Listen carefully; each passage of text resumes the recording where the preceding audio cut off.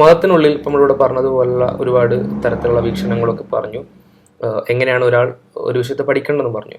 അപ്പം അങ്ങനെ ബുദ്ധി കൊടുത്ത് പഠിക്കുന്നതിനെ നിരുത്സാഹപ്പെടുത്തുന്ന ചില ആളുകളുണ്ട്. അല്ലെങ്കിൽ അങ്ങനെ ഒരു ബുദ്ധി ഒന്നും കൊടുക്കാൻ പാടില്ല, എന്താണോ നാട്ടിൽ ഇന്ന ആൾ പറയുന്നത്, അല്ലെങ്കിൽ ഇന്ന ഉസ്താദ് പറയുന്നത്, അല്ലെങ്കിൽ ഇന്ന മൗലവി പറയുന്നത് അത് കേൾക്കുക, അല്ലെങ്കിൽ അതതുപോലെ സ്വീകരിക്കുക, അതിനപ്പുറം ബുദ്ധിയൊന്നും കൊടുക്കണ്ട എന്ന്, അല്ലെങ്കിൽ അത്തരം ഒരു ബുദ്ധി കൊടുക്കലിനെ നിരുത്സാഹപ്പെടുത്താനുള്ള കാണാൻ കഴിയും.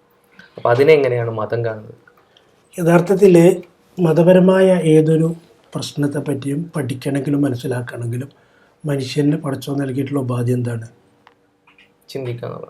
ബുദ്ധി ഉപയോഗിക്കുക എന്നല്ല. ബുദ്ധി ഉപയോഗിക്കാൻ പാടില്ല എന്ന് പറഞ്ഞാൽ പ്രാഥമികമായി തന്നെ എന്താണ്, ഒരു അസംബന്ധവാദമായിട്ടല്ലേ വരിക. കാരണം ബുദ്ധി ഉപയോഗിക്കാതെ ഏതൊരാൾക്കും ഇതിപ്പോൾ അതിൻ്റെ വ്യാകരണം, ഭാഷാശാസ്ത്രം അത് പഠിക്കണമെങ്കിൽ ബുദ്ധി ഉപയോഗിക്കണം. അത് തമ്മിൽ എന്തെങ്കിലും തർക്കങ്ങൾ വരികയാണെങ്കിൽ അതിനെ വേർതിരിക്കണമെങ്കിൽ ബുദ്ധി ഉപയോഗിക്കണം. അതുപയോഗിച്ചിട്ടാണ് എന്ത് ചെയ്യുക, പ്രമാണത്തെ മനസ്സിലാക്കേണ്ടി വരിക. അപ്പോൾ അവിടെ ബുദ്ധി ഉപയോഗിക്കാൻ എന്ത് ചെയ്യും, കടന്നു വരും. അപ്പോൾ ബുദ്ധി ഉപയോഗിക്കാൻ പറ്റുന്ന തലങ്ങളിൽ ബുദ്ധി ഉപയോഗിക്കണം. ബുദ്ധിക്ക് പ്രവേശനമില്ലാത്ത മേഖലകളിൽ ബുദ്ധിക്ക് പ്രാപ്യമല്ലാത്ത കാര്യങ്ങൾ, അത്തരം കാര്യങ്ങളിൽ ബുദ്ധി ഉപയോഗിക്കാൻ പാടില്ല. ഇതാണ് അതേ സംബന്ധിച്ചുള്ള ശരിയായ വീക്ഷണം.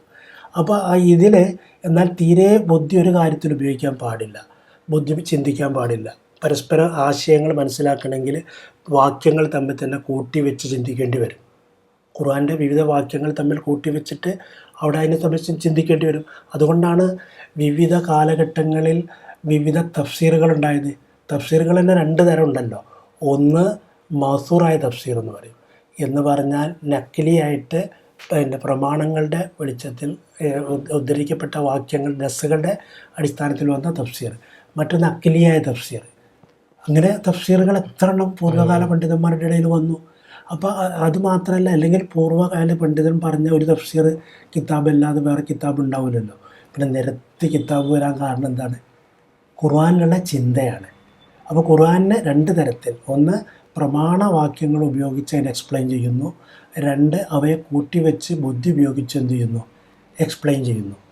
അപ്പോൾ ആ പരസ്പരം അവ തമ്മിലുള്ള താരതമ്യങ്ങൾ നടത്തണമെങ്കിൽ അതിന് ബുദ്ധി വേണം. ഈ ബുദ്ധി ഉപയോഗിക്കാതെ ആളുകളെ ബുദ്ധി ഉപയോഗിക്കാൻ പാടില്ല എന്ന് പറയുന്ന രീതികൾ വരുന്നത് യഥാർത്ഥത്തിൽ ആളുകളെ അന്ധവിശ്വാസത്തിലേക്ക് എളുപ്പം കൊണ്ടുപോകാൻ വേണ്ടിയുള്ള ഒരു മാർഗം ഉണ്ടാക്കിയെടുക്കാൻ വേണ്ടി ചില ആളുകൾ ചെയ്യുന്ന ഒരു കുതന്ത്രമാണ്. കാരണം അവർ ആ ബുദ്ധി ആദ്യം എടുത്തവിടെ വെച്ച് കഴിഞ്ഞാൽ ഈ നേതാവ് പറയണ, അമീർ പറയണ, പണ്ഡിതൻ പറഞ്ഞ് മാത്രം അവരെന്ത് ചെയ്യുക, സ്വീകരിക്കുക.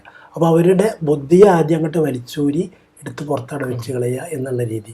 എന്നാൽ ഖുർആനിൽ അല്ലാഹു സൂറ മുൽക്കിൽ പറയുന്നത് വഖാലു ലൗ കുന്നാ നസ്മൗ ഔ നാക്കിലു മാ കുന്നാ ഫി അസ്ഹാബി സഈർ എന്നാണ് പറയുന്നത്. പിന്നെ അവർ പറഞ്ഞു, ആര്? നരകത്ത് കിടക്കുന്ന ആൾക്കാർ പറയാണ്, ഞങ്ങൾ ലൗ കുന്നാ നസ്മൗ, ഞങ്ങൾ കേട്ടിരുന്നെങ്കിൽ, ഔ നാക്കിലു, ബുദ്ധി ഉപയോഗിച്ചിരുന്നെങ്കിൽ. അപ്പോൾ ഞങ്ങൾ കേൾക്കുക മാത്രമല്ല, കേട്ട അതേപടി ഇസ്തിമാ ചെയ്തിട്ട് അതേപടി ഈ താത്തി അനുസരിക്കുക എന്നുള്ളതല്ല, മറിച്ച് അതിനെപ്പറ്റി ചിന്തിക്കുകയും ചെയ്തിരുന്നുവെങ്കിൽ എത്ര നന്നായിരുന്നേനെ. അങ്ങനെയാണെങ്കിൽ മാ കുന്നാ ഫി അസ്ഹാബി സഈർ, ഞങ്ങൾ ഈ നരകക്കാരിൽ പെടൂലായിരുന്നു. അപ്പോൾ നരകക്കാരിൽ പെടാൻ ഇടവരുത്തുന്ന കാര്യമാണെന്ത്? ബുദ്ധിയെ ഒട്ടും ഉപയോഗിക്കാതിരിക്കുക എന്നുള്ളത്.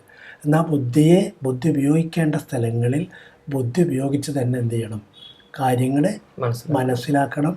എന്നാൽ ബുദ്ധിക്ക് അതീതമായ കാര്യങ്ങളിൽ അതിന് ഏത് ഉപാത്തങ്ങളാണുള്ളത് ആ ഉപാത്തങ്ങൾ, അതാണ് നേരത്തെ പറഞ്ഞ വഹി എന്ന് പറയുന്ന സംഗതികൾ. എന്നാൽ വഹീൻ്റെ വിശദാംശങ്ങളെ വിശകലനം ചെയ്യുന്നിടത്ത് ചിലപ്പം അതിൻ്റെ വാക്യങ്ങളുടെ അർത്ഥം നിജപ്പെടുത്തുന്നിടത്ത്, അതിൻ്റെ വ്യാഖ്യാനം പിന്നെ സ്ഥിരപ്പെടുത്തുന്നിടത്ത് തുടങ്ങിയവിടങ്ങളിലൊക്കെ എന്ത് വരും, പരസ്പര താരതമ്യം നടത്താൻ ബുദ്ധി ഉപയോഗിക്കേണ്ടി വരും.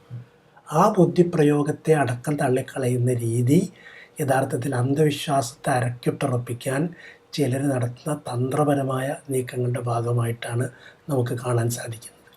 ഓക്കെ, അതേ ഇപ്പോൾ ഖുർആൻ്റെ ഒരുപാട് കൽപ്പനകൾ തന്നെ ബുദ്ധി ഉപയോഗിക്കാൻ പറ്റില്ല എന്നുള്ളിടത്ത് ശരിക്ക് ആ കൽപ്പനകളുടെ പോലും വാലിഡിറ്റി ഇല്ലാതെ വന്നു. അഫലാ തഅഖിലൂൻ, തതദബ്ബറൂൻ എന്നൊക്കെ ഒരുപാട് ഖുർആൻ പറയുന്നുണ്ടല്ലോ. പക്ഷെ അതേസമയം ഈ സ്വന്തം ബുദ്ധി ഉപയോഗിച്ച് എനിക്ക് തോന്നുന്നത് ഇതാണ് എന്ന അർത്ഥത്തിൽ വ്യാഖ്യാനിക്കുന്ന ചില ആളുകളെ നമുക്ക് കാണാൻ കഴിയില്ല. അപ്പോൾ ഖുർആനൊക്കെ എടുത്തിട്ട് ഞാൻ എൻ്റെ ബുദ്ധി ഉപയോഗിച്ചു, ഖുർആനോടും ചിന്തിക്കാൻ പറഞ്ഞിട്ടുണ്ട്, അതുകൊണ്ട് ഈ ആയത്തിൽ വേറെ ആരെ അഭിപ്രായം പരിഗണിക്കൂല, എനിക്ക് തോന്നുന്നത് ഇങ്ങനെയാണ് എന്ന് പറഞ്ഞുകൊണ്ട് വളരെ അപകടകരമായിട്ടുള്ള വളരെ അബദ്ധജടിലമായിട്ടുള്ള വാദങ്ങൾ മുന്നോട്ട് വെക്കുന്ന ആളുകളും വരാറുണ്ട്. അപ്പോൾ അങ്ങനത്തെ ആളുകളും പറയുന്ന ന്യായീകരണം എന്ന് വെച്ചാൽ ഞങ്ങൾ ബുദ്ധി ഉപയോഗിക്കുകയാണ് എന്നുള്ളതാണ്. അപ്പോൾ അങ്ങനത്തെ ആളുകളുടെ ഈ ബുദ്ധി ഉപയോഗം അല്ലെങ്കിൽ അവർ പറയുന്ന തരത്തിലുള്ള ആ ഒരു പ്രയോഗം അത് ശരിക്കും സ്വീകാര്യമാണോ, അല്ലെങ്കിൽ അങ്ങനെയാണോ അത് ശരിക്കും ബുദ്ധി ഉപയോഗിക്കേണ്ടത്? അതല്ല, അത് യഥാർത്ഥത്തിൽ വളയമില്ലാത്ത ചാട്ടമാണ്. അത് നേരത്തെ നമ്മൾ പറഞ്ഞല്ലോ, ഒരാൾ സയൻറ്റിഫിക്കായ കാര്യം ഉദ്ധരിക്കുകയാണെങ്കിൽ അത് സയൻറ്റിഫിക്കായ പ്രൂഫാണ്. മതപരമായൊരു കാര്യം ഉദ്ധരിക്കുകയാണെങ്കിൽ ഡയറക്റ്റായിട്ട് അയാൾക്കൊരു നെസ് ഉദ്ധരിക്കാൻ പറ്റുമെങ്കിൽ അത് ഉദ്ധരിക്കണം. ഇനി ചിലത് ഡയറക്റ്റ് നെസ് ഉണ്ടാവില്ല, നെസ്സിൽ നിന്ന് പിടിച്ചെടുക്കുന്ന ഇജ്തിഹാദിയായ കാര്യമായിരിക്കും, ഗവേഷണാത്മകമായിട്ടുള്ള. ഡയറക്റ്റായിട്ട് ആ കാര്യം പരാമർശിച്ചിട്ടുണ്ടാവില്ല, പക്ഷെ അതിൻ്റെ ഗവേഷണാത്മകമായിട്ട് എന്ത് ചെയ്യും, അത് കിട്ടും. അപ്പം അങ്ങനെയുള്ള കാര്യങ്ങളിൽ ആ നെസ്സിൻ്റെ സൂചകങ്ങൾ എന്ത് ചെയ്യണം, പറയണം. അതുപോലുള്ള കാര്യങ്ങൾ അതൊന്നും പറയാതെ, യഥാർത്ഥത്തിൽ അത്തരം കാര്യങ്ങളൊന്നും ഇല്ലാതെ ഒരാൾ ഇതിന് വേണ്ടിയിട്ടുള്ള ഏതെങ്കിലും തരത്തിലുള്ള യാതൊരു വളയവും ഇല്ലാതെ, ഒരടിസ്ഥാനവും ഇല്ലാതെ ഒരാൾ ഒരു കാര്യം വാദിക്കുകയാണെങ്കിൽ അതെന്തുണ്ടാവില്ല, അത് യുക്തിസഹമാകില്ല. യുക്തിസഹമാകണമെങ്കിൽ അയാൾ വാദിക്കുന്ന കാര്യങ്ങൾക്ക് അടിത്തറകൾ വേണം. അടിത്തറ ഇല്ലാതെ ബുദ്ധി എന്ന് പറഞ്ഞുകൊണ്ട് തോന്നുന്നത് വിളിച്ചു പറയുന്നതിന് അതല്ല ഇവിടെ പറഞ്ഞ ബുദ്ധിപ്രയോഗം എന്നുള്ളത്.